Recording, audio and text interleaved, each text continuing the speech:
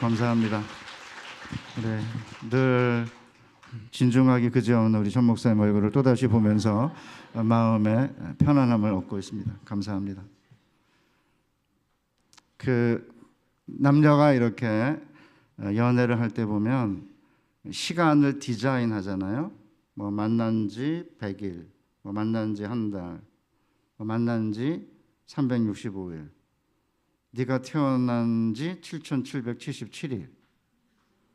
뭔지 잘 모르시죠? 내가 나중에 시간 나면 말씀 드릴게요. 그러니까 연애를 할 때 남녀가 시간을 디자인하는 이유가 뭘까요? 뭔가 특별한 이벤트를 만들기 위해서 시간을 계산해서 디자인을 하죠. 뭐 빼빼로 데이든 발렌타인 데이든 이렇게. 그 이유가 뭐냐면 서로 사랑하는 관계에서 자신들의 서로의 사랑과 신뢰를 확인하거나 그것을 강화하기 위해서 시간을 디자인해야 그 관계가 유지되지 않습니까? 저는 고난주간도 마찬가지로 생각합니다. 1년에 예수님의 일생을 한번 이렇게 전체적으로 돌아보는 교회력을 만들어서 이렇게 고난주간이라고 하는 주간에 이렇게 월, 화, 수, 목, 금 이렇게 모여서 기도하고 예배하는 일은 우리와 주님과의 관계에서 시간을 디자인함으로 주님과 우리와의 관계를 들여다보는 매우 소중한 시간이라고 생각해요. 그러니까 이제 7777일이 뭐냐면 제 딸내미한테 어떤 애가 한 건데 저한테 이제 딸내미가 어느 날 아빠 내가 어제 태어난 지 며칠 된 줄 알아? 제가 내가 그걸 어떻게 알아? 내가 그걸 세고 있냐 그랬더니 아빠 7777일이야 이러더라고요. 그럼 너 어떻게 알아? 그러니까 어떤 남자애가 저희 딸내미가 태어난 지 7777일이라고 벌써 십몇 년 전인데 십몇만 원짜리 식사를 사줬대요. 미친놈. 걔랑 지금 결혼해서 하는 거 아니에요. 저 여태까지 제 아내한테 십몇만 원짜리 사준 적이 없어요. 롯데 뷔페에서 양고기가 맛있어가지고 누가 저를 대접을 해줬는데 너무 맛있어가지고 결혼 기념일에 사줘야겠다 이렇게 마음을 먹었는데 그때 8만 원인가 그랬거든요. 십몇 년 전이니까 도저히 아무리 결혼 기념일이라도 8만 원짜리는 이건 좀 심하다 이래가지고 제가 이제 아내랑 얘기하니까 아내도 뭐 8만 원짜리 먹냐 이래서 안 먹었는데 결혼도 안 한 애들이 십몇만 원짜리를 사줬다는 거예요. 뭐 서세훈이가 뭐 프로포즈를 했던 식당이래나 어쩌대나 뭐 이러면서 7777이니까 어떻게 알아? 아빠 인터넷에 가면은 그러니까 이제 사랑하는 여자의 생일을 딱 집어넣으면 이제 언제가 7777일인지를 보여주는 뭐 그런 어떤 앱 같은 게 있나 봐요. 여러분 우리는 그냥 고난주간이든 말든 정 목사님 오라고 그러니까 이제 와서 앉아있고 뭐 그런 분도 계실 텐데 실제 그래도 괜찮아요. 어차피 우리는 뭐 그러다가 와서 마지못해 가서 앉아있다가도 그냥 끌려서 앉아있다가도 갑자기 강사 목사님을 통해서 하나님의 말씀을 듣다 보면 위험하게 이제 불에 맞아가지고 되기도 하고. 설교라는 게 원래 불을 던지는 거거든요. 설교자는 사실은 방화자예요. 내가 불을 던지러 왔노라 주님 그러셨잖아요. 칼을 던지러 왔다 그러시고 설교자도 마찬가지. 설교자는 비탈길을 가파른 비탈 경사지를 굴러 내려가는 사람이에요. 앞에 어떤 구렁텅이가 있는지 옆에 이렇게 바위벽 같은 게 있는데 언제 부딪힐지 몰라요. 그런데 설교자만 그런 게 아니에요. 설교를 듣는 사람들도 위험합니다. 설교자랑 함께 설교를 듣다가 뒤로 자빠지기도 하고 앞으로 꼬꾸라지기도 하고 척추가 부러지기도 해요. 그래서 설교를 듣는 거는 하나님의 말씀을 듣는 것은 위험하기 짝이 없는 이야기입니다. 아니 무슨 말씀을 들을지 모르잖아요. 리모컨을 가지고 내가 원하지 않으면 얼마든지 화면을 변화시킬 수 있는 게 아니라 여러분이 저를 정한 게 아니거든요. 목사님이 저를 오라고 그런 거죠. 여러분의 의사는 아무 상관없어요. 그럼 뭐를 전할지 모릅니다. 제가 30년 동안 그 어떤 목사님도 저한테 어떤 내용으로 해주세요라고 한 분이 한 명도 없습니다. 제가 궁금해서 뭘로 하면 좋을까 이렇게 말하면 그냥 목사님이 보시고 기도하는 가운데 하세요. 항상 한 번도 그런 적이 없으세요. 뭘 하라고. 그러니까 이제 여러분도 마찬가지죠. 와서 어떤 이야기일지, 하나님의 말씀이 나에게 희망이 될지 절망이 될지, 이게 저주가 될지 축복이 될지, 내가 하는 일을 막을지 허락을 할지 모르죠. 뭐 그렇죠. 그게 이제 하나님의 백성들이 교회를 통해서 얻는 위험하면서도 이 세상이 알지 못하는 새로운 모험으로 나아가는 길입니다. 뭐 그런 점에서 오늘 이 고난 주간에 시간을 디자인했잖아요. 우리가 교회가 디자인해서 고난 주간으로 정했어요. 오늘이 이제 목요일이지 않습니까? 주님이 이제 고난 주간에 무슨 일을 하셨는지를 이렇게 살펴보면은 셋째 날하고 넷째 날, 그러니까 셋째 날에는 그 향유 옥합을 깨트린 여인이 옥합을 깨트려서 그 향유를 예수님의 머리에 바르잖아요. 그게 이제 아마 수요일이었던 것 같아요. 이제 목요일 오늘은 뭐냐면 예수님께서 이제 오늘 밤에 너희가 다 나를 버리리라 이렇게 예언을 하셨어요. 그러니까 이제 베드로가 얘네들이 다 주님을 버릴지라도 나는 주님을 버리지 않겠습니다. 고백한 날이에요. 예수님이 무슨 소리? 네가 오늘 밤 다 울기 전에 3번 나를 부인할 거다라고 하니까 베드로가 내가 주와 함께 죽을지언정 주를 부인하지 않겠습니다 라고 고백한 날입니다. 물론 이제 이 밤에 또 다른 이제 엄청난 일이 이제 발생할 거긴 하지만 이제 그거는 이제 우리가 다음에 이제 금요일 날 여러분이 살피게 될 터인데, 그러니까 이제 말 없이 향유 옥합을 깨트린 한 여인의 고백과 그리고 말로 강력하게 주님을 향한 사랑을 고백한 베드로의 이야기가 끝내는 우리의 삶을 반충할 때 필요한 시간의 디자인, 교회가 만든 시간의 디자인인 것이에요. 그래서 오늘 이 저녁에 하나님께 죽도록 사랑한다고 고백한 적 있는가, 이런 제목으로 하나님의 말씀을 전해 보겠습니다. 얼마 전에 한 몇 년 됐습니다. 기독교 윤리 실천 운동이라는 NGO 단체에서 교회를 믿을 수 있느냐, 그리스도인을 믿을 수 있느냐 이렇게 질문을 했는데 점수가 아마 한 D 정도 나왔던 것 같아요. 70을 못 넘은 것 같습니다. 이유가 뭐냐 이렇게 물으니까 말과 행동이 일치하지 않기 때문이다가 가장 이제 큰 이유였다 그래요. 저는 그런 면에서 말과 행동이 일치하려고 노력해야 된다는 것은 우리의 중요한 삶의 원칙이 되어야 된다는 점을 못을 받고 제가 이야기를 하도록 하겠습니다. 혹시 제가 이제 말씀을 함께 상고하는 가운데 이런 원칙에서 벗어나는 것처럼 느껴지는 부분이 있다고 하더라도 이 원칙에는 큰 이의가 제가 없다는 점을 이해해 주시면 좋을 것 같아요. 자, 그러면 말과 행동을 일치하려고 하는 것이 중요하지만 말과 행동을 일치하려고 하다 보니까 우리의 신앙생활이나 교회 생활이 위축된 것은 아니에요.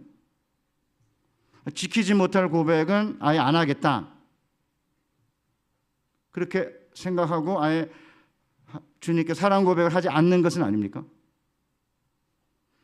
놀랍게도 말과 행동이 일치해야 된다고 주장하는 분들의 삶을 보면 신앙생활이나 교회 생활이 위축되거나 소극적이거나 수동적인 경우가 많습니다. 말과 행동이 일치하도록 하기 위해서 하나님을 향해 사랑 고백도 하지 않고 충성 맹세도 아예 하지 않는 게 더 나은 것입니까? 아니면 나중에 나의 행동이 지금 나의 말과 일치하지 않을 위험이 있음에도 불구하고 하나님을 향해 사랑을 고백하고 충성을 맹세하는 게 더 나은 것입니까?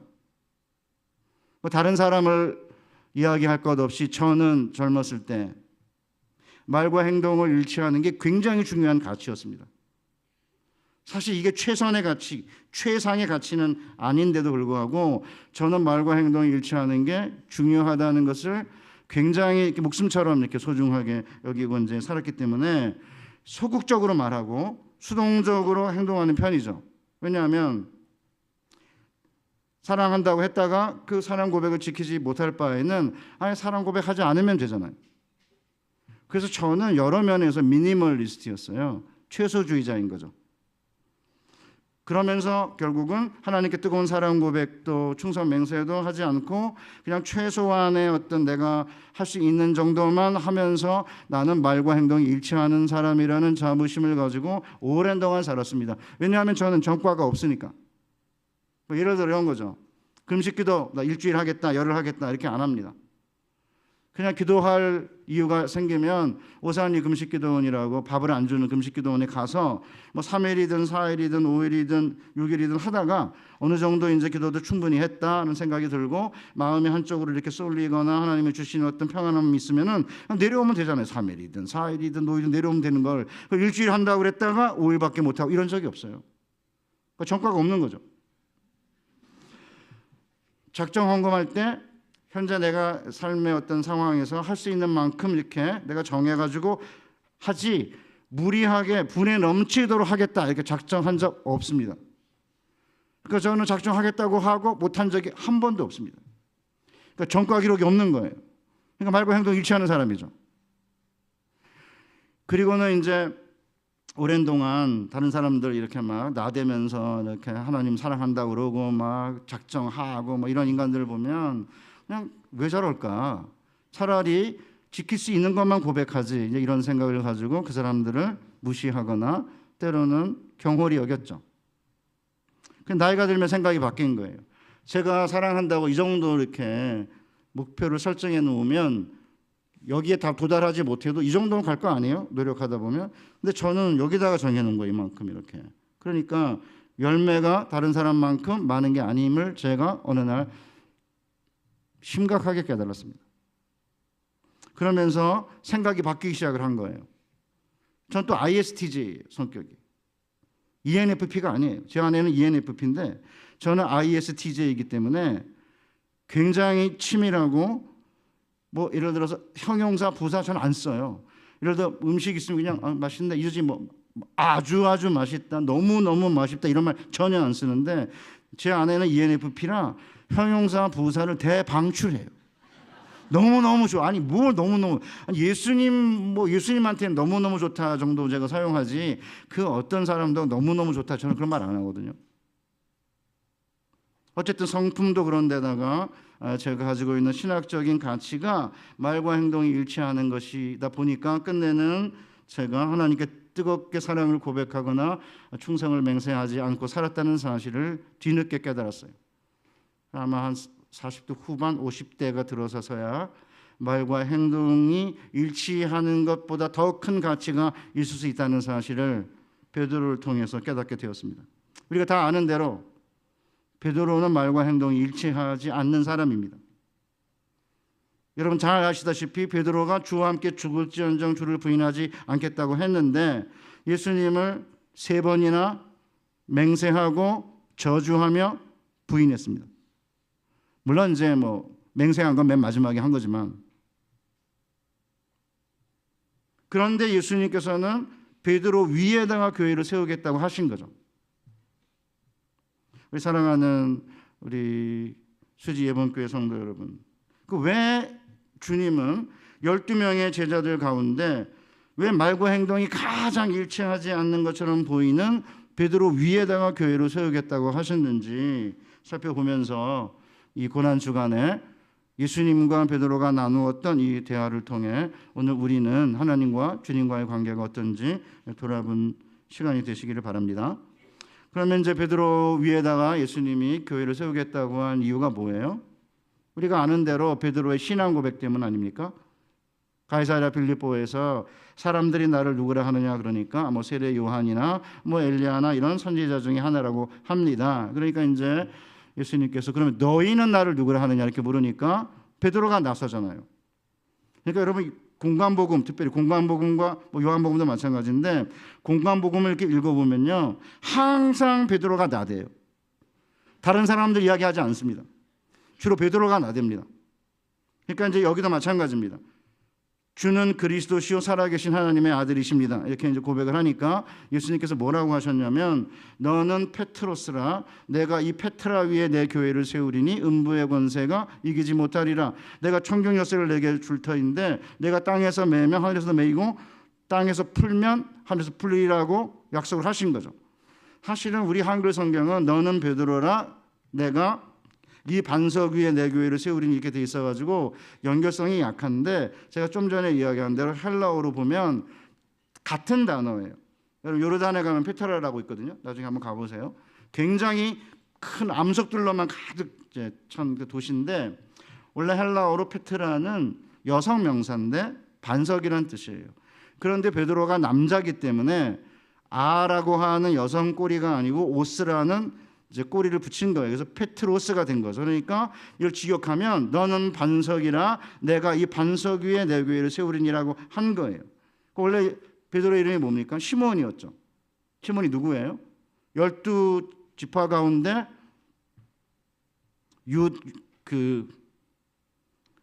루벤, 시므온, 레위잖아요. 이 시므온이에요. 시몬.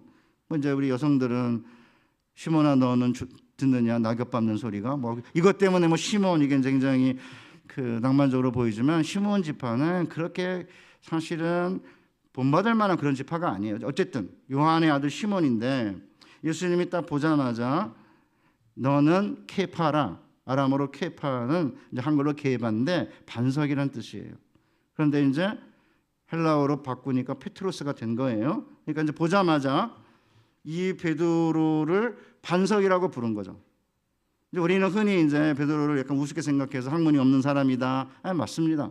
그리고 굉장히 뭐 가난했을 거다 이렇게 생각하는데 베드로 가난하지 않습니다. 베드로는 어부인데 배가 있었어요. 그래서 요한과 쌍끌이 작업을 했습니다. 조업을. 지금도 이렇게 바닷가에 가면 배가 있는 분은 먹고 살만한 사람이에요. 그 때문에 베드로가 뭐 아주 재산도 없고 가난하고 그런 사람을 착각하시면 안 됩니다. 어쨌든 예루살렘에서 볼 때에는 갈릴리 사람이니까 학문이 없는 사람인 건 맞아요.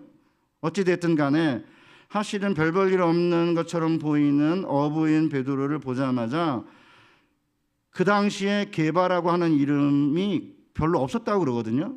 학자들에 의하면. 그러니까 이제 예수님이 아주 독특하게 이제 요한의 아들 시몬에게 게바라 반석이라는 이름을 붙여준 거예요.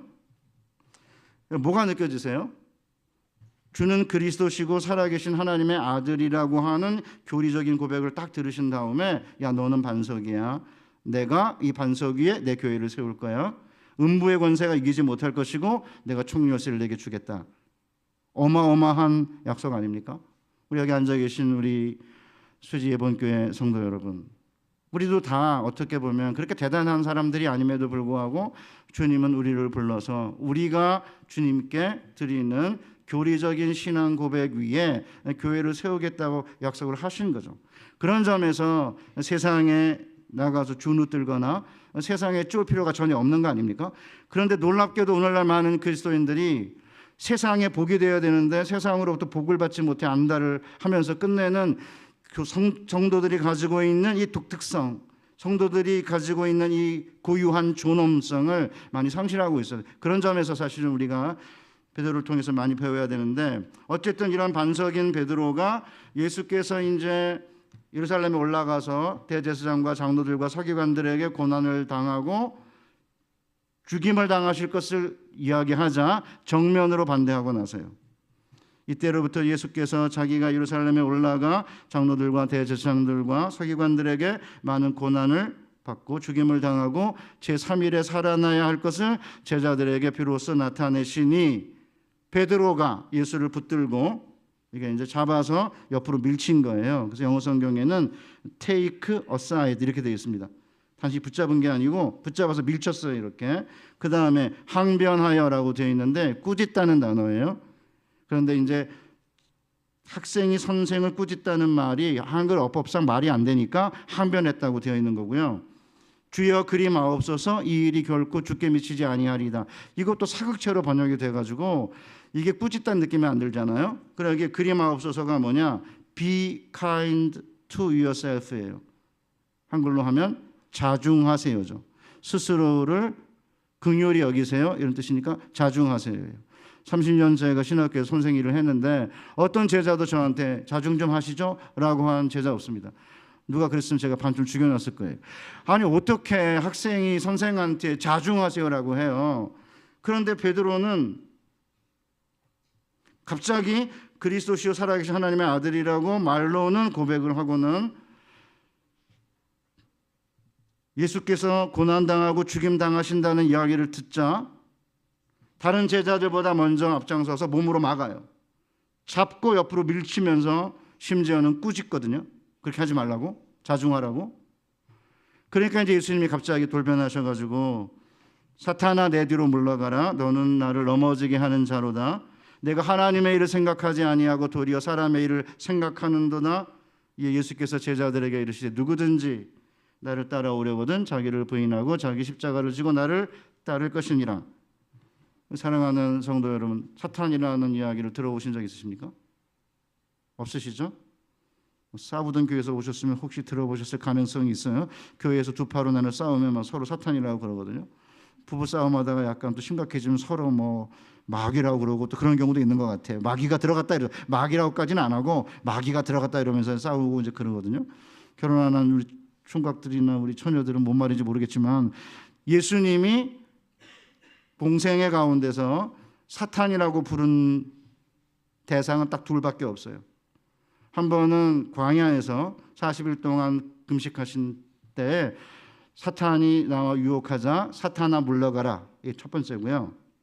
두 번째가 베드로예요. 사탄아 그것도 내 뒤로 물러가라예요.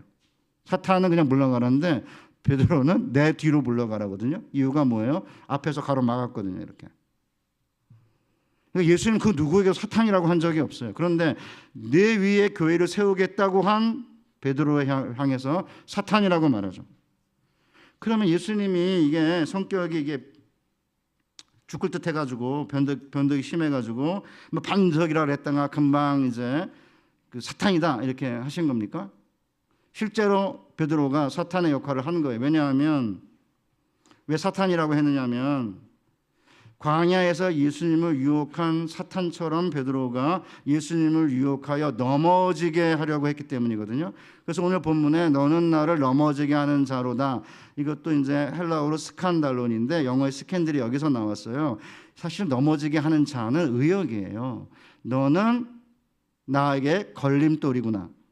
돌이에요, 돌. 아니 좀 아까 반석이라 그랬잖아요. 그 다음에 개발한 이름이 반석이에요. 그 위에 교회를 세우겠다고 하시면서 내가 이 반석이라고 했으니까 베드로의 정체성은 반석 돌입니다. 그럼 이 돌이 교회를 그 위에 세우는 반석이냐 아니면 예수님을 넘어뜨리게 하는 걸림돌이냐 이게 문제지 돌인 거예요. 돌. 여러분과 저도 돌이에요. 우리가 다 같이 보배로운 산돌이신 예수께 나아가 어떻게 해요? 성전을 하나님께 지어드리는 존재 아니에요? 거기도 마찬가지로 우리가 돌인 거예요. 그러니까 사실은 성경을 해석할 때 본문을 이렇게 이제 대중 성경은 이렇게 의역을 할 수밖에 없는 거죠. 이해를 쉽게 하기 위해서. 그러나 본문을 직역하면 너무나 정확해요. 자, 그러면 아니 베드로를 향해서 반석이라고 그랬다가 그 다음에 그냥 너는 걸림돌이야 이렇게 한 것은 예수님이 변덕스럽기 때문이 아니고요. 실제로 반석인 베드로가 걸림돌이 된 거예요. 그럼 어떻게 반석인 교회가 걸림돌이 되죠? 이게 교회의 신비고 이게 교회의 혼란스러운 모습이에요. 그래서 사실은 우리 사랑하는 성도님들이 이런 이야기는 뭐 차이나는 클래스, 뭐 동치미, 뭐 아무리 들여다봤자 안 나옵니다. 이런 이야기는. 그러니까 사실은 교회의 신비가 무엇이냐? 교회의 신비는 혼란 가운데 있어요. 그러니까 어떻게 반석인데 걸림돌이 되지? 이게 신비인 거죠. 놀랍게도 여러분 아시다시피 예수님이 반석이자 거침돌이에요. 우리에게는 믿는 자에게는 사실은 반석이지만 그렇지 않은 자에게는 걸림돌인 거죠. 복음 자체가 십자가 자체가 사실은 반석이자 걸림돌이에요. 그러니까 사실은 여기 앉아서 이제 하나님의 말씀을 듣고 우리가 이렇게 이제 고난 주간을 지키고 있는 여러분과 제게는 그리스도는 반석이고 복음은 반석이고 기쁜 소식이지만 그렇지 않은 사람들에게 십자가와 예수 그리스도는 걸림돌이자 거침돌이에요. 그러니까 이 점을 이해를 해야 그 다음에 교회의 신비를 이해할 수 있는 건데 그럼 도대체 그러면 어떻게 반석이 걸림돌이 되느냐 여러분 한번 생각해 보세요. 베드로가 요만한 돌멩이였다고 쳐봐요. 그러면 이 요만한 돌멩이 위에다가 교회를 세우겠습니까? 못 세웁니다. 요만한 돌멩이였다면 지나가다 이렇게 예수님이 발에 부딪히면 돌이 굴러가지 예수님이 넘어가지 않아요. 너무나 든든한 반석이었기 때문에 이런 든든한 반석인 베드로가 하나님의 일을 생각하지 아니하고 사람의 일을 생각하는 순간 걸림돌이죠. 그러니까 만약에 베드로가 다른 사람들처럼 예수님을 세례 요한 아니면 에레미야 같은 선지자라고 생각했다면, 아니 고난을 당하고 죽임을 당하는데 뭐가 대수죠? 불과 얼마 전에 여러분 잘 아시는데 세례 요한이 감옥에 갇혀 있다가 목이 베어가지고 쟁반 위에 올려졌어요. 수많은 선지자들이 죽임을 당했고요. 에레미야 온갖 고난을 다 당했습니다. 그러니까 만약에 베드로가 다른 사람들처럼 예수님을 그냥 선지자 정도, 세례 요한 정도로 생각했다고 한다면 뭐 예루살렘에 올라가 고난당하고 죽임을 당하는데 뭐가 대수예요? 그런데 그게 아니고 예수님을 따라다니면서 베드로가 배를 버리고 주님을 따라다니면서 아, 이분은 살아계신 하나님의 아들이고 그리스도다 이렇게 믿고 확신하게 되었는데 갑자기 이 양반이 죽는다고요? 오늘 우리도 마찬가지 아닙니까? 만약에 우리가 우리 주님을 위대한 사상가, 위대한 선지자로 생각한다면 뭐 그분이 우리의 기도에 귀를 기울이지 않는데 뭐가 대수예요? 우리의 기도에 응답하고 우리의 삶을 주관하시고 우리의 모든 문제를 해결할 수 있는 왕이라고 우리가 믿고 그분께 기도도 하고 그분께 부르짖기도 하는데 이 양반이 우리 기도에 귀를 기울이지 않고 그냥 내팽겨치고 계신다고 한다면 우리에게 예수님은 걸림돌 아닙니까?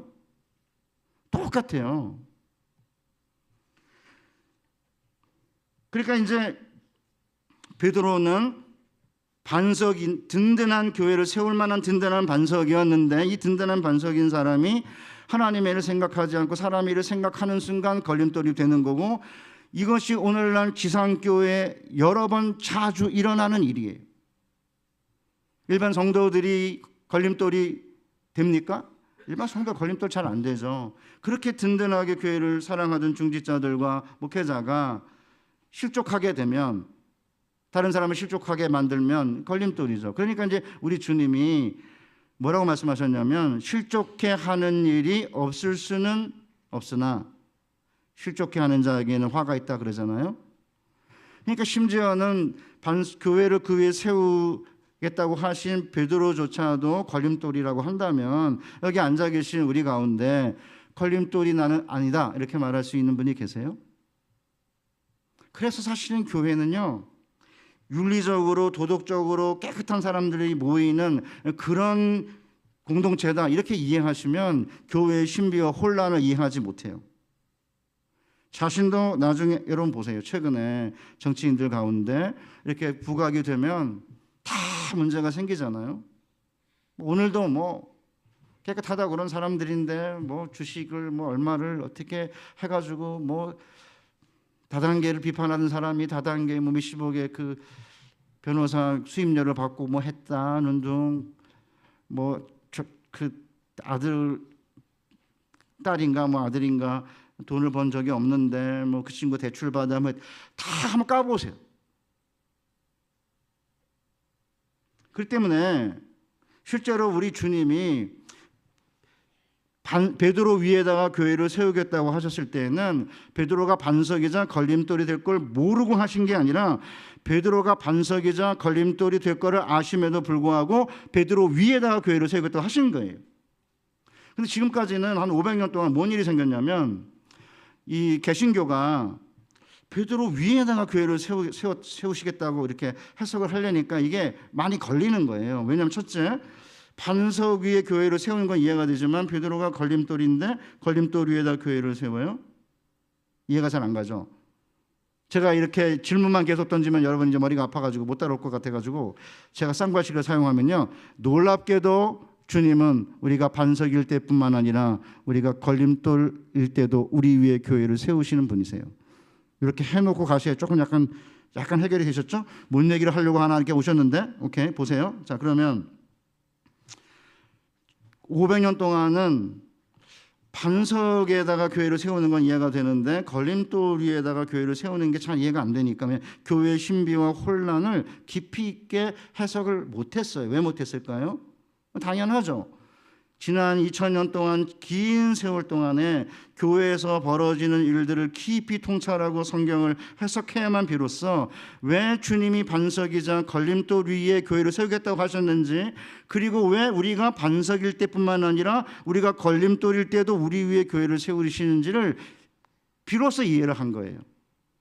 근데 이제 그전에는 500년 동안은 그 이해를 잘 못해가지고 교회가 승리의 천교회들, 그러니까 천상의 교회에 대한 환상이 굉장히 이제 강한 거죠. 지상의 이 연약한 성도들이 모인 죄인들의 모임인 이 교회에 대한 이해보다는 천상의 그리스도인과 천상의 교회에 대한 이해가 너무 크다 보니까 이 천상에 늘 승리하는 교회, 죄를 짓지 않는 교회에 대한 이런 깊은 어떤 소망 때문에 현장에서 실족하고 다른 사람을 실족해 만드는 뭐 그런 교회에 대한 애정이나 사랑이 이제 점차 사라지면서 이제 자신을 돌아보지 못하고 남을 비난하다 보니까 교회의 거룩성이 무엇인지, 교회의 신비와 혼란이 무엇인지를 이해하지 못한 거죠. 게다가 이제 더 미운 게 하나 있어요. 뭐냐면 로마 카톨릭 교회가 우리만 진짜 교회다 이러는 거예요. 왜냐하면 예수님이 천국 열쇠를 베드로에게 줬는데 베드로가 교황에게 줬다는 거예요. 그러니까 교황만이 교회 열쇠를 가지고 있기 때문에 교황이 있는 카톨릭 교회만 진짜 교회다 이러니까 약간 얄밉잖아요.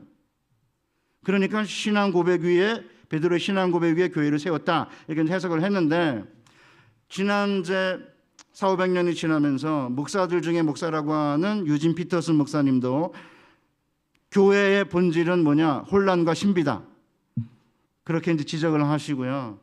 최근에 이제 교회사를 돌아다보고 성경 본문을 해석하는 가운데 베드로 위에 교회를 세웠다고 해도 본문의 문법적으로나 문맥상 아무런 어려움이 없다라는 사실을 학자들이 이야기하기 시작을 했고, 그리고는 교회의 이 신비와 교회의 거룩성이 어디에 있는지에 대한 고민을 하면서 끝내는 베드로 위에다가 교회를 세우겠다고 하신 것이 훨씬 더 사실은 교회의 본질에 가깝다는 사실을 학자들이 이야기하기 시작을 한 것입니다. 왜냐하면 여러분 보세요.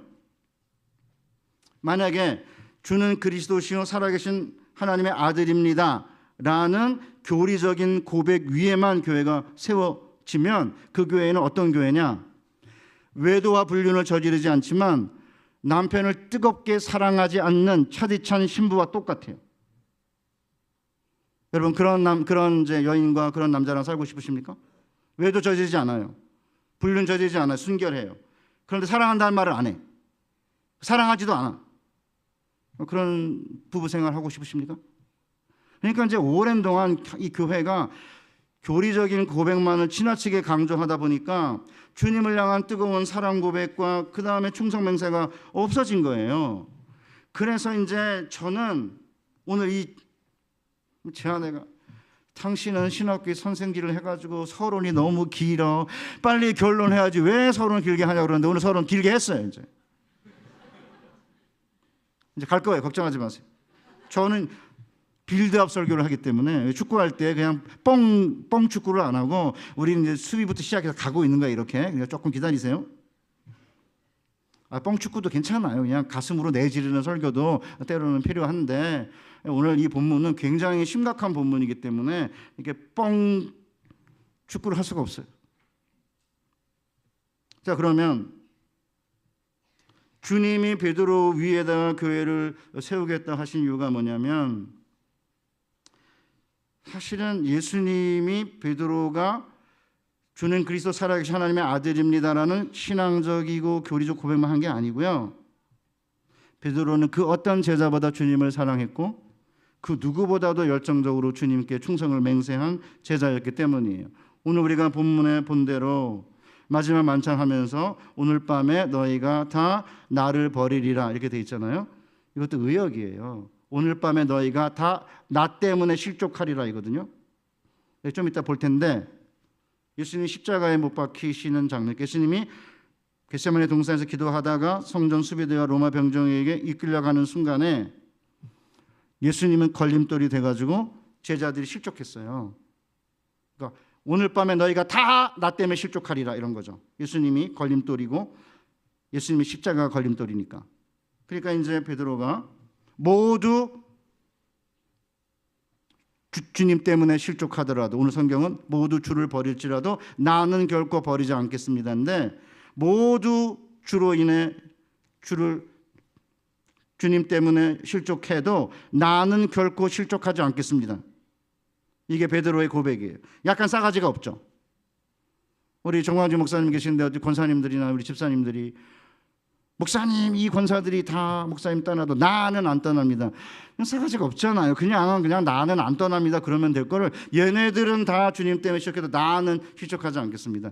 그러니까 베드로는 원래 이렇게 나대는 스타일이 ENFP 계열 같아요. 제가 보니까 ISTJ 계열이 아니고 제 아내 계열입니다.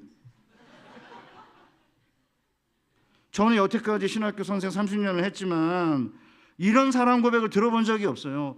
얘네들 다 선생님 버려도 나는 선생님 안 버려, 이런 제자는 없고요.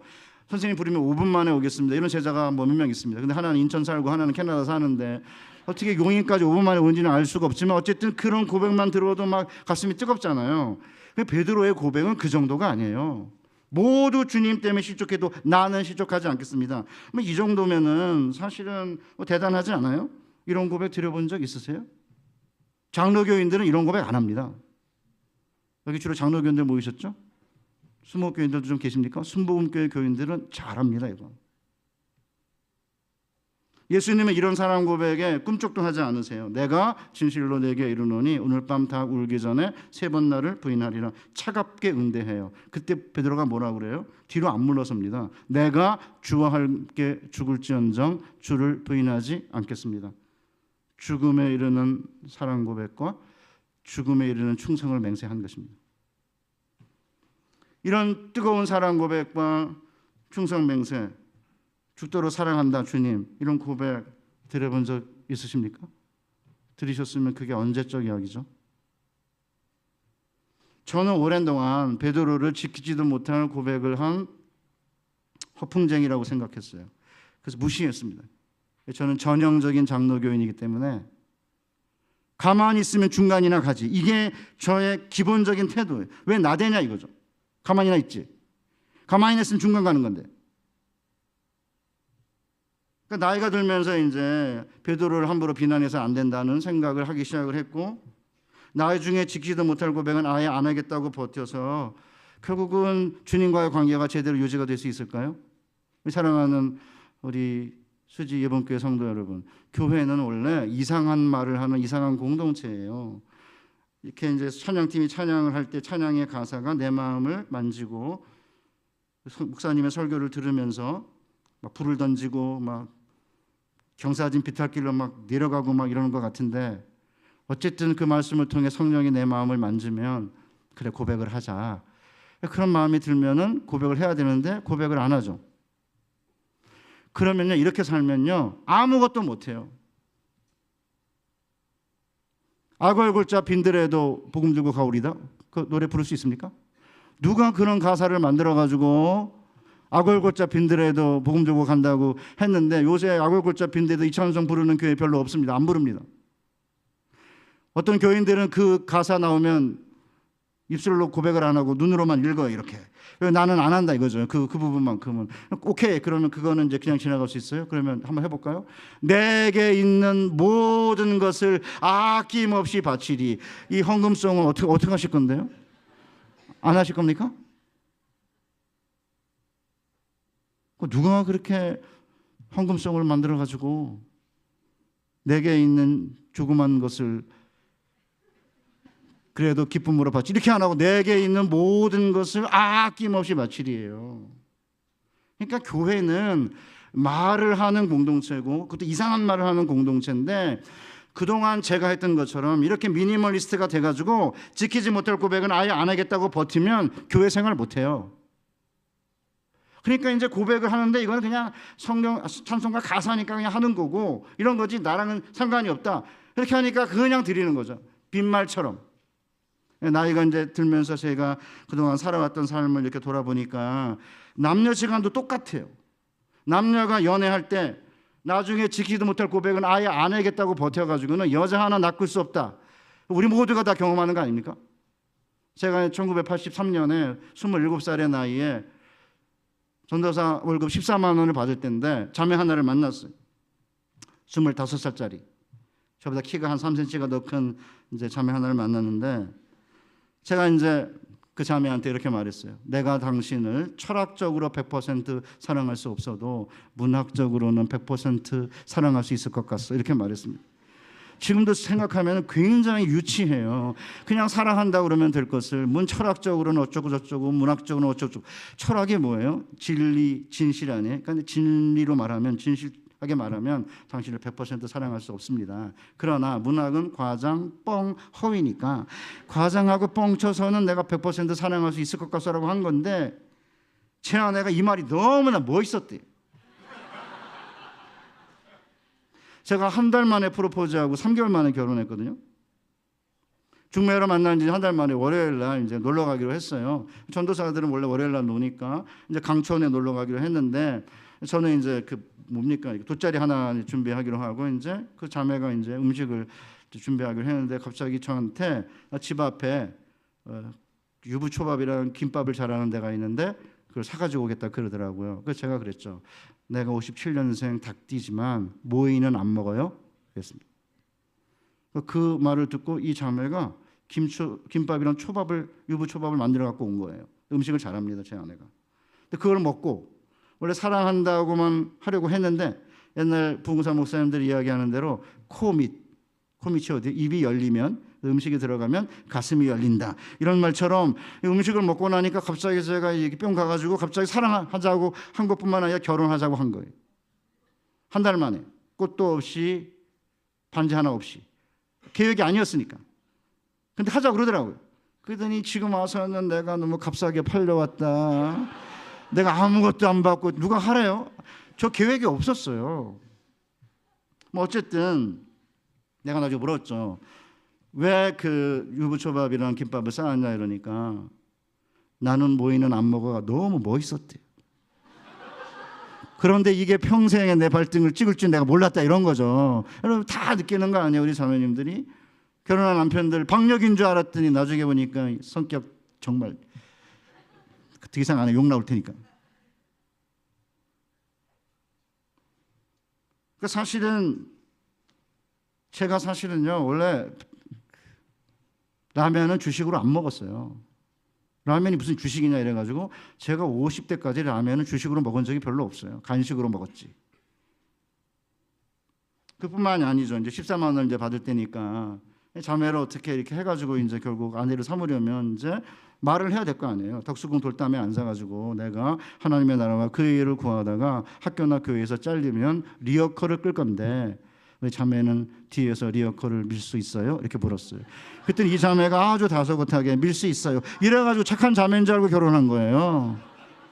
나중에 그게 어렵지도 않은데 조금 이제 경제적으로 궁핍하니까 불평을 하길래 내가 그랬죠. 아니 리어커를 끌면 뒤에서 민다며. 리어커를 끄는 것도 아닌데 왜 그래요? 이랬더니 내가 리어커를 민다고는 한 건 사실이지만 내가 그 말을 할 때에도 당신이 리어커를 끌 사람이라고는 생각하지 않았어요. 그럼 그렇게 말을 해야지. 제가 막 리어커도 안 끌 거면서 리어커 끈다고 뻥치니까 또 이 자매가 리어커 민다고 뻥쳐가지고 결혼한 거예요. 그러니까 여러분 보세요. 이게 우리의 삶에서도 마찬가지. 아니 손에 물방울 한 방울 안 묻히게 해주겠다. 최소한 이 정도의 말은 들어야 그 자매들이 이 형제를 믿고 한번 인생을 맡겨볼까 그런 느낌 드는 거 아니? 아무 말 없이 한 번도 그런 얘기 한 적이 없는데 인생 맡깁니까? 똑같아요. 이런 사랑 고백이나 충성 맹세 없이 관계가 이렇게 이어져 갈 수도 없는 거고요. 더 깊은 헌신의 관계로 못 들어가요.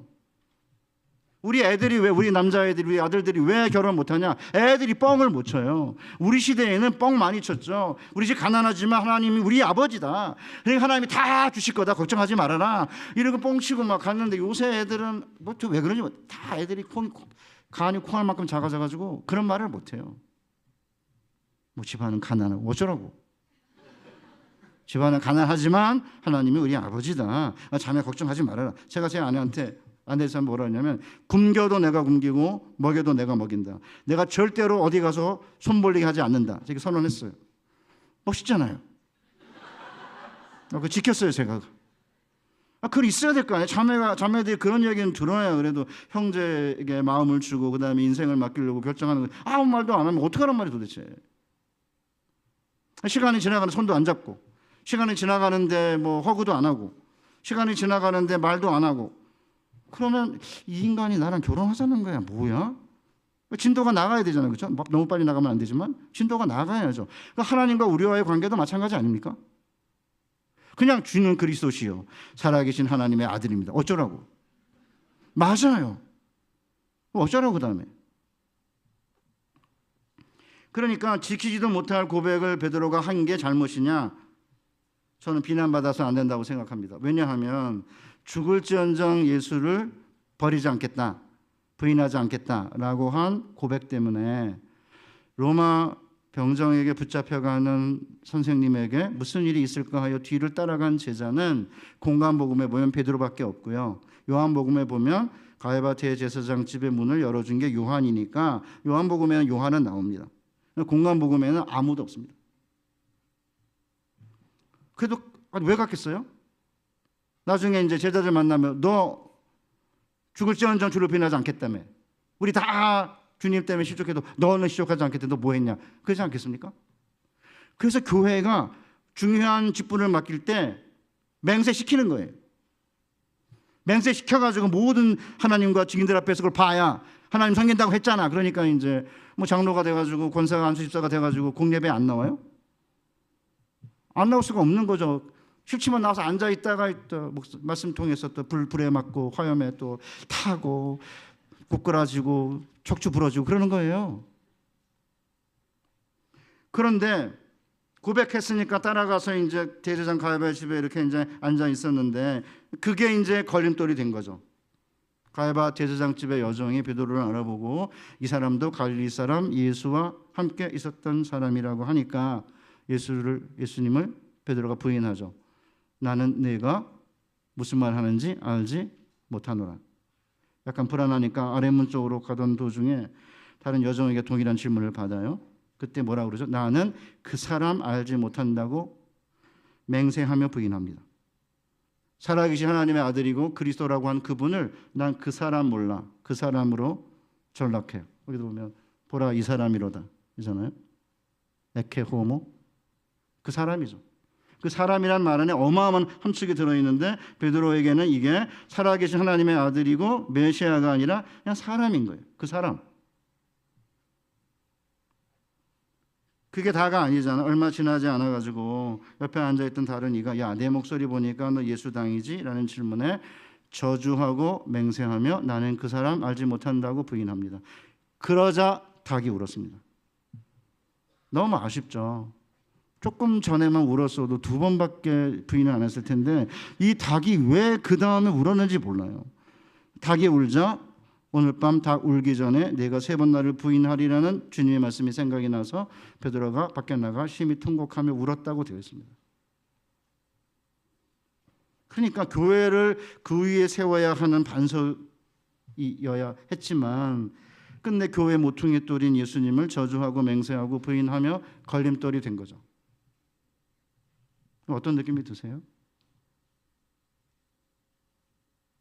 그런데 이 사랑 고백과 충성 맹세, 좌절과 고통, 뜨거운 통한의 눈물이 끝내는 예수의 제자로서 다시 일어서서 그 위에 교회를 세우는 반석이 되어야 했죠.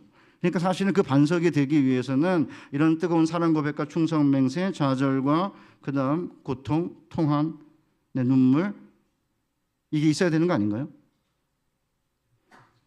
그런데 문제는 여러분 다 아시다시피 베드로가 반석이 되기 위해서는 베드로를 사랑으로 회복시키는 용서와 은혜가 선행되어야 하면 두말할 나위가 없어요. 그래서 요한복음 21장에 보면 예수께서 부활하신 다음에 갈릴리 바다에 나타나셨잖아요. 주님은 제자들이 먹을 조반을 준비하셨는데 숯불 위에 생선을 굽고 계셨고 떡도 있었습니다. 그 숯불이 뭐냐 하면 요한복음에 보면 문 지키는 여종이 베드로에게 말하되 요한복음 18장 17절이에요. 너도 이 사람의 제자 중 하나가 아니냐 하니 그가 말하되 나는 아니라 하고 그때가 추운 거로 종과 아랫 사람들이 불을 피우고 서서 쬐니 베드로도 함께 서서 쬐더라. 여기 불을 피우고 이 불이 숯불이에요. 똑같은 단어예요. 그러니까 숯불 앞에서 불을 쬐면서 예수님을 배반했던 그 베드로가 볼 때 그 숯불은 그 옛날 그 숯불을 보여주는 그런 상징 아닙니까? 그런데 주님은 베드로에게 늑달같이 달려와 가지고 너 뭐 했냐 도대체, 주와 함께 죽을 줄은 부인하지 않겠다며? 그렇게 베드로에게 달려와 힐난하거나 질문하지 않으셨습니다. 그리고는 이제 지금 잡은 생선을 좀 가져오라고 하신 다음에 와서 조반을 먹으라고 하셨죠. 저는 사실은 이 대목을 생각하면은 진짜 가슴이 막 먹먹해져요. 자기를 배반하고 떠난 제자, 3번이나 자기를 모른다고 저주하고 맹세하며 부인했던 베드로에게 왜 아무런 비난의 말씀도 하지 않고 와서 조반을 먹으라고 하셨을까? 저는 베드로를 만나면 물어볼 작정입니다.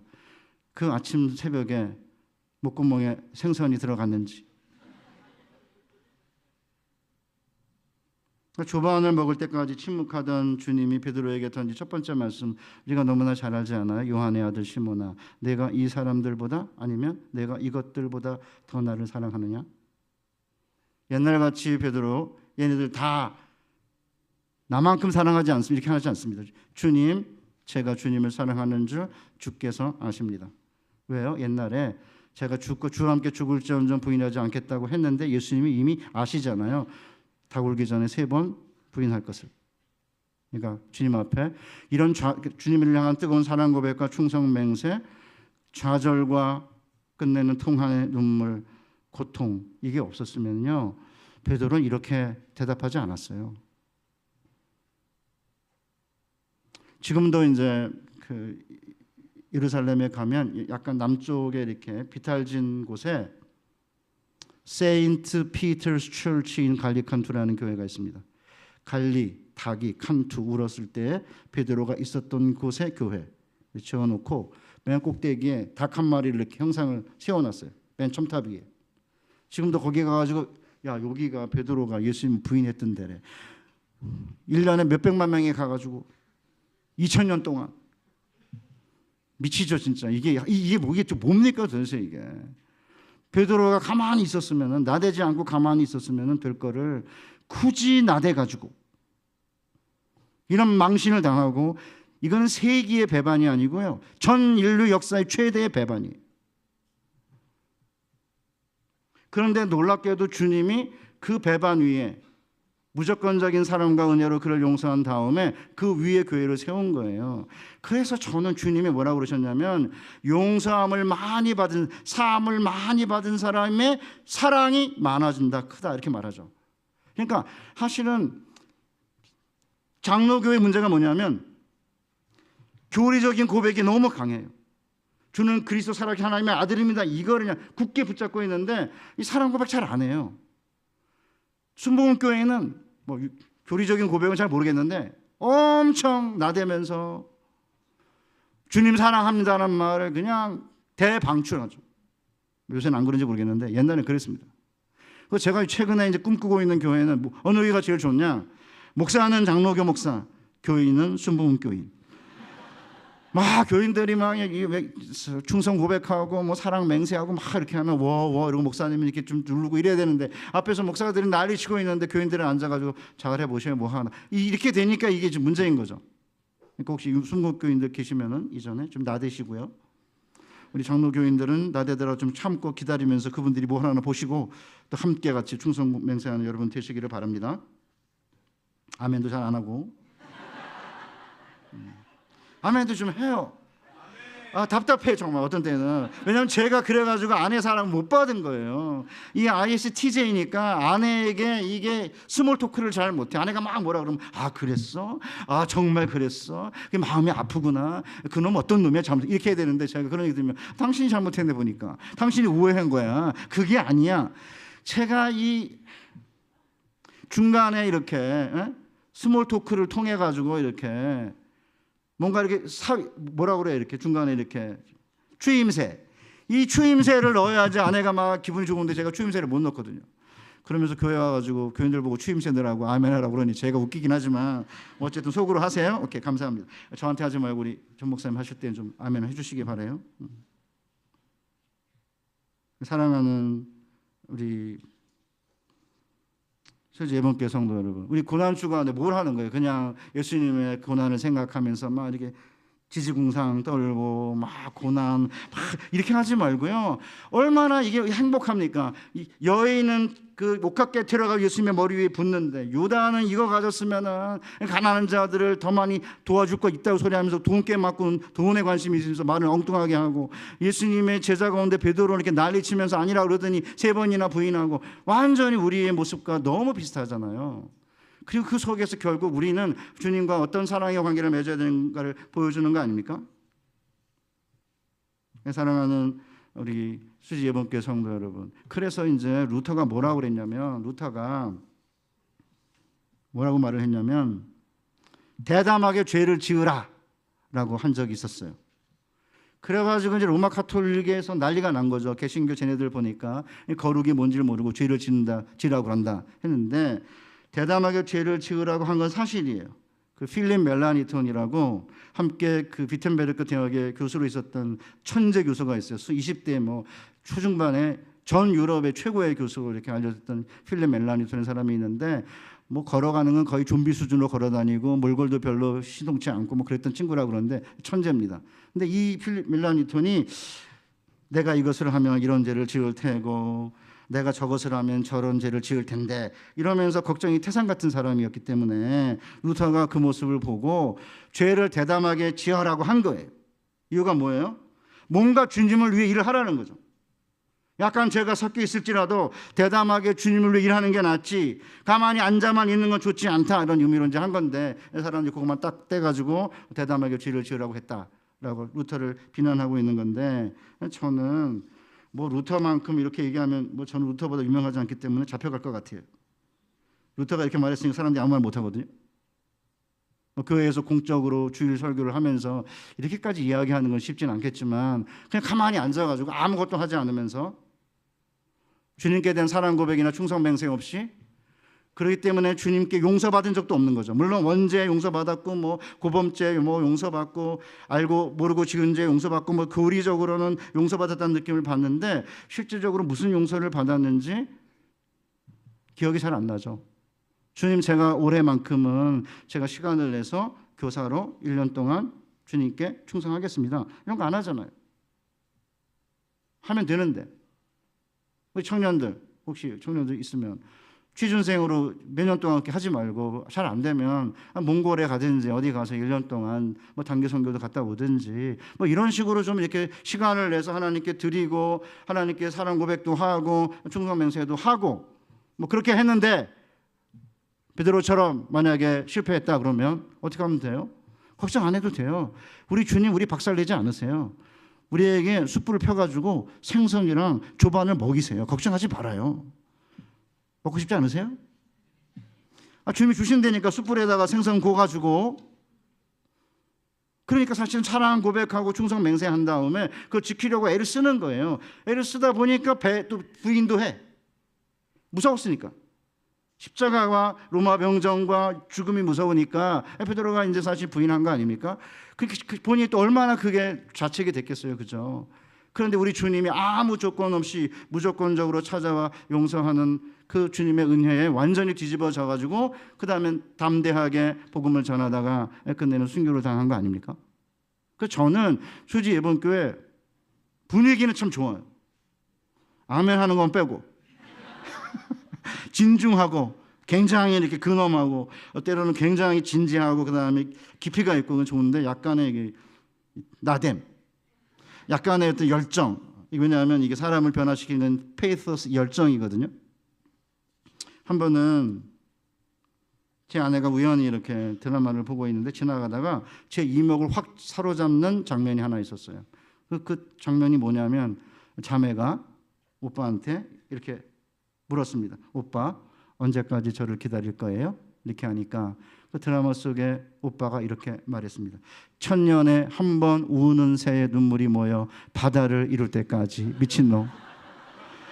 1000년에 한 번 우는 새의 눈물이 모여 바다를 이룰 때까지. 제가 이제 미친놈이라고 이제 그 자리에서 제가 했어요. 속으로 미친놈 이렇게 했는데, 속으로는 야, 내가 결혼만 안 했다면, 총각이라면 이 멘트 가지고 자매 몇 명은 울릴 텐데 너무 아쉽다라는 마음을 누를 수가 없었어요. 멋있잖아요. 이미 화면에 자매의 눈에 눈물이 흘러내리고 있었습니다. 천년에 한 번 우는 새 눈물이 모여 바다를 이룰 때까지. 미친놈 아니에요? 자매는 똑같이 미쳤나? 왜 그걸 보고 왜 눈물을 흘려요? 한 번은 제가 이제 제 딸내미, 대학원 다니는 딸내미한테 한 10몇 년 전입니다. 야, 예지야, 이름이 예지야. 그 압구정동에는 아우디가 아반떼래. 뭔 얘기냐? 아반떼처럼 많대, 아우디가. 아우디가 동그란 거 4개. 독일 차잖아요. 제가 화란에 살았어요. 네덜란드 3년만 살았는데 독일의 아우토반이라고 고속도로 들어가면 맨 왼쪽 차 몰모로 들어갔는데 조금만 이제 차, 기아 프라이드 같은 차를 타고 이제 몰랐죠. 저는 1차선이 그런 데인지는. 뒤에서 번쩍번쩍 그래요. 그럼 비키라는 거는 BMW 벤츠가 쏜살같이 달려와요. 순식간에 거의 200km 막 달리고 그러니까. 그중에 그 밑에 급이 아우디예요. 그러니까 제가 벤츠나 BMW 얘기하면 또 좀 심하니까 아우디. 그래서 제가 야, 압구정동에 아반떼가 아우디래. 너 사주면 안 되냐 아빠? 그러니까 아빠 내가 사줄게 이러더라고요. 엄청 행복한 거예요. 딸내미가 아우디를 사준다고 한다. 뭐 그래가지고 이제 기대를 하고 있었는데 갑자기 졸업하자마자 2월 달에 결혼을 한다는 거예요. 누구 돈으로? 몰라. 제 돈으로 했어요. 돈 한 번 안 벌고. 그리고 나서는 이제 몇 년, 한 5, 6년이 지나도 아무 소식이 없는 것이. 야, 아빠 아반떼 언제 사줘? 아빠 미쳤어. 목사가 무슨 아우디 타령이야. 나중에 그냥 그 카드 하나 만들어 줄 테니까 유럽에 가서 여행하고 와. 끝났어요. 그럼 제가 족치겠습니까? 너 왜 그러냐? 약속 안 지키냐? 제가 안 그러죠. 몇 년 동안 아우디 사준다는 그 말 한마디로 얼마나 행복했는지 몰라요. 우리 주님도 마찬가지 아니시겠습니까? 그렇죠? 우리 주님도 그래. 너 아우디 사준다니 안 사주냐? 그게 안 하세요. 주와 함께 죽을지언정 부인하지 않겠다더니 안 물어보십니다. 저는 말을 해야만 하는 이제 공동체인 교회 안에서 우리가 나중에 지키지도 못할 고백은 안 하겠다고 버티지 말고 성가대의 찬양이나 아니면 대표 기도하는 장로님이나 권사님 집사님의 대표 기도나 특별히 목사님의 설교를 들을 때 성령이 내 마음을 만져 고백해라. 맹세해라. 이렇게 하시는 것처럼 느껴지면 맡기고 사랑 고백과 충성 맹세를 통해 주님께 큰 일도 하시고 잘못하면 통한의 눈물도 흘리고 쪽팔리기도 하겠지만 또 숯불 위에 놓인 생선도 먹고 그 다음에 이제 주님의 뒤를 따라 주님이 십자가를 지시는 걸 반대했을 때 예수님이 뭐라고 그러셨어요?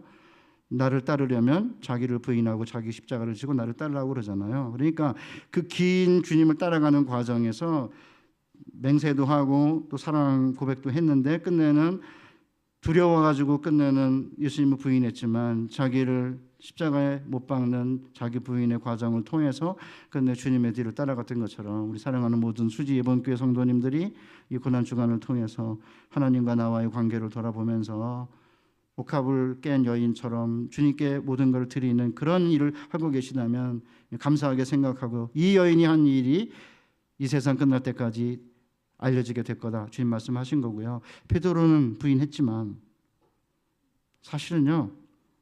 저는 최근에 베드로가 너무 멋있어요. 그런데 기독교 서점에 가면 베드로 이야기 거의 없습니다. 순 바울 이야기는 많은데 베드로는 다 우습게 생각하는 것 같아요. 그런 점에서 우리 전 목사님과 또 우리 수지 예본교회가 1만 성도 파송교회로 이제 분립한 교회니까 모든 사람들이 주목하는 교회이기도 하잖아요. 그러니까 이 교회가 열정적으로 주님께 사랑 고백하고 충성을 맹세하는 그런 아름다운 교회 되시기를 주님의 이름으로 축복합니다. 하나님 아버지 감사합니다. 우리 사랑하는 수지 예본교회 성도님들이 우리 정광기 목사님과 함께 진지하면서도 뜨거운 사랑을 고백하는 열정적인 교회가 되게 해주시고 이렇게 주님을 사랑할 때 끝내는 우리가 주님의 사랑에 의해 변화되며 그 사랑으로 끝내는 이 세상 사람들에게 하나님은 사랑이심을 드러내는 아름다운 교회 되게 하여 주시옵소서. 예수님의 거룩하신 이름으로 기도하옵나이다. 아멘.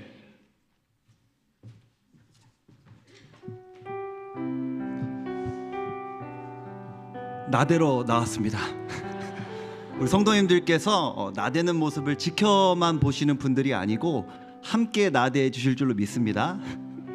오늘 우리 교수님께서 전해주신 이 설교 제목이 죽도록 사랑한다고 주님께 고백한 적 있는가라는 제목이었는데요, 우리 성도님들 다 주님께 그렇게 사랑한다고 고백하신 분들인 줄로 저는 믿어요. 하지만 맨 앞에 두 글자를 더 붙여본다면, 언제 죽도록 사랑한다고 주님께 고백한 적 있는가? 그 고백이 도대체 언제였는가? 일주일이 지난 고백, 2주일이 지난 고백, 한 달이 지난 고백, 1년이 지난 고백, 10년이 지난 고백, 20년이 지난 고백이라면, 하나님 오늘 이 밤에 제가 다시 한번 주님께 그동안 너무나 표현하지 못했던 주님을 향한 그 놀라운 사랑을 이 밤에 내가 베드로처럼 내뱉는 시간 되기를 원합니다. 소망하는 마음으로 우리 함께 이렇게 찬양하기를 원합니다. 말씀을 기억하시면서 다 표현 못해도 나 표현하리라.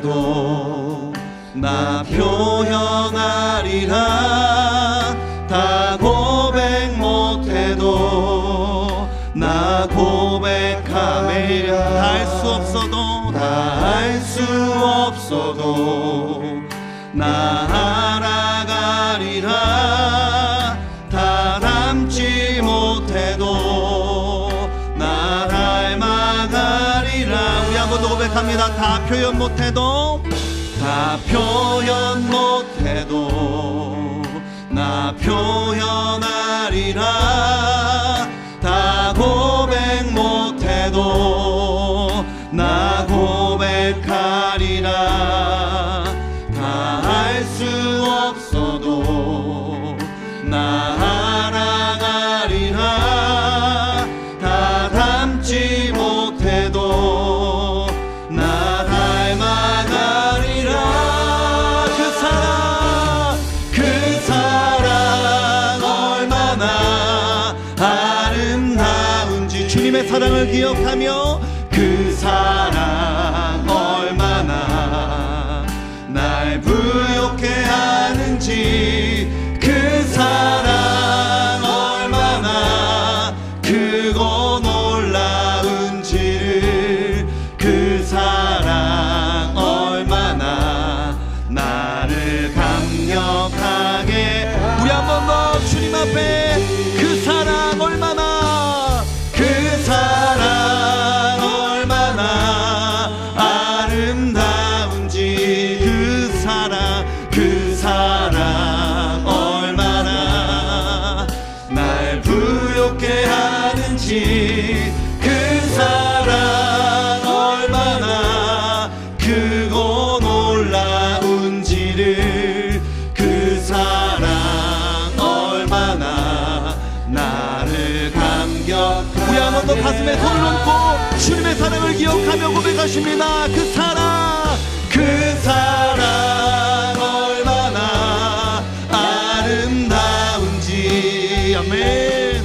그 사랑 얼마나 날 부욕해 하는지, 그 사랑 얼마나 크고 놀라운지를, 그 사랑 얼마나 나를 감격하게 하는지. 아멘. 우리 시간 함께 말씀을 기억하면서 함께 기도하시기를 원합니다. 하나님, 주님을 우리가 얼마나 사랑하는지, 사실은 우리도 베드로와 같은 심정인데 그동안 너무나 억눌려 있는 신앙생활을 했던 것은 아닌지, 우리가 첫 번째로 같이 기도하실 때는요, 주님을 향한 뜨거운 사랑과 충성 맹세를 우리 한번 입으로 내뱉어봤으면 좋겠습니다. 성령께서는 언제나 우리 가운데 마음을 주십니다. 말씀을 기억나게 하시고 생각나게 하십니다.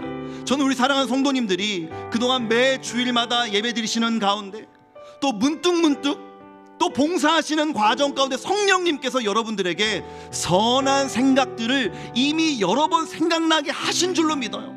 그러나 그때마다 우리는 억누르죠. 그러려면 내 시간을 더 헌신해야 되는데, 그러려면 내가 누구를 용서해야 되는데, 그러려면 내가 누군가에게 민망한 말을 해야 하는데, 그러려면 내가 물질적으로 헌신해야 되는데, 에이 지금 말고 나중에. 그리고 나 요즘에 믿음 많이 연약하잖아. 하고 나서 후회할지도 몰라. 여러 가지 갖가지 생각들로 하나님을 향한 우리의 뜨거운 마음을 억누르며 살아가고 있던 우리의 신앙생활이 있었다면, 우리 한번 베드로처럼 한번 내뱉어보기를 원합니다. 하나님, 내가 그렇게 하길 원합니다. 주여, 내가 주님을 사랑합니다. 생명 다해 주님을 사랑합니다. 제 인생의 목적이 주님을 기쁘시게 하는 것입니다. 그것을 위해서라면 내가 무엇이든 할 수 있습니다. 우리가 그 과감한 고백을 주님께 드리는 이 밤 되기를 원합니다. 우리 함께 기도하실 때 주여 은혜를 부어 주옵소서, 저를 따라 3번 고백하고 합심하여 주님께 기도하시겠습니다. 주여 은혜를 주옵소서. 주여 은혜를 주옵소서. 주여 은혜를 주옵소서. 주여 은혜를 주옵소서. 주여 은혜를 우리 큰 목소리로 주옵소서. 주님